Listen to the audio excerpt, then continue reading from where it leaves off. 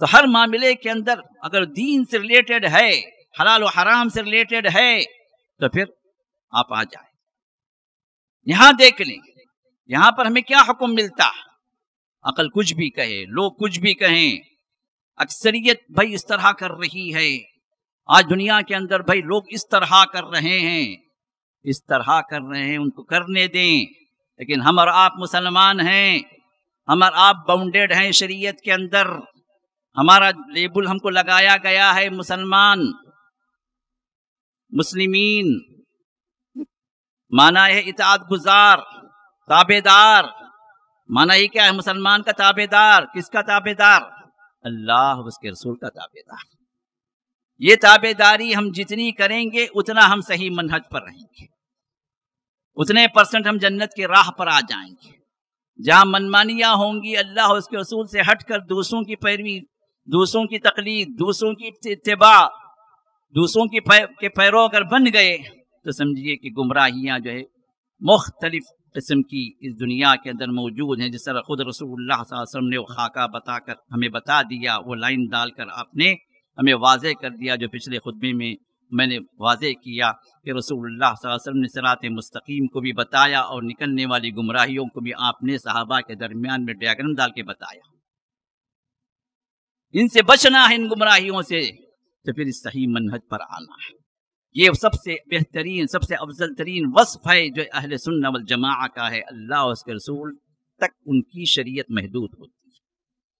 اس کے بعد کوئی بھی عالم کہے، کوئی بھی فقیہ کہے، ہمیں دیکھنا ہے کہ کتاب و سنت کے اندر اس کی موافقت ہو رہی ہے یا مخالفت ہو رہی ہے۔ اب آپ کہیں گے بھائی کچھ مسائل ایسے ہیں جو دور جدید کے ہیں، اب ہم علماء کی طرف رجوع کرنا ہی کرنا، منع نہیں کیا گیا۔ منع کیا ہے؟ جو رسول اللہ صلی اللہ علیہ وسلم سے یا اللہ تک کی کتاب میں کوئی چیز ذکر کر دی گئی، رسول اللہ صلی اللہ علیہ وسلم نے وضاحت کر دی ہے، صحابہ کے عمل سے کوئی چیز ثابت ہے، اس کی مخالفت میں کوئی عالم کہہ رہا ہے، کوئی فقیہ کہہ رہا ہے، تو ہم یہاں رکنا، یہاں ہم جو ہے اس فقیہ کی، اس عالم کی بات کو صحابہ کی بات سے آگے نہیں لے جائیں گے، نبی کی بات سے آگے نہیں لے جائیں گے۔ ہاں اگر یہاں ہمیں کچھ نہیں مل رہا ہے تو پھر ہم جو کسی عالم سے رجوع کریں گے جس میں وہ ان کا معاملہ بھی اجتہادی ہوگا، ان کا معاملہ بھی رائے پر ہوگا،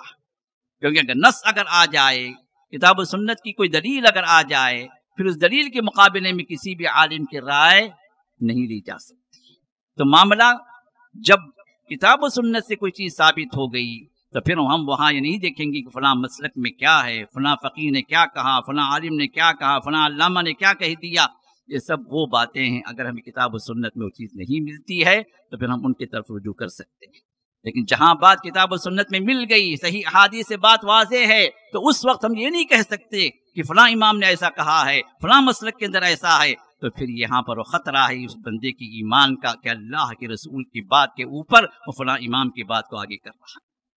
جو ایک مسلمان کے لیے جائز نہیں ہے۔ اور یہی اصل جو ہے وصف ہے، یہ اصل صفت ہے اہل سنہ والجماعہ کی، کہ اللہ اس کے رسول پر ان کی پوری شریعت قائم رہتی ہے۔ اللہ اس کے رسول سے جو چیز ثابت ہے یہیں پر وہ رک جاتے ہیں، اور اس کے مخالف میں جو بات بھی آتی ہے اس کی طرف ان کی نظر نہیں ہوتی، ان اختلافات کی طرف وہ نہیں جاتے ہیں، ورنہ وہ بھٹک جائیں گے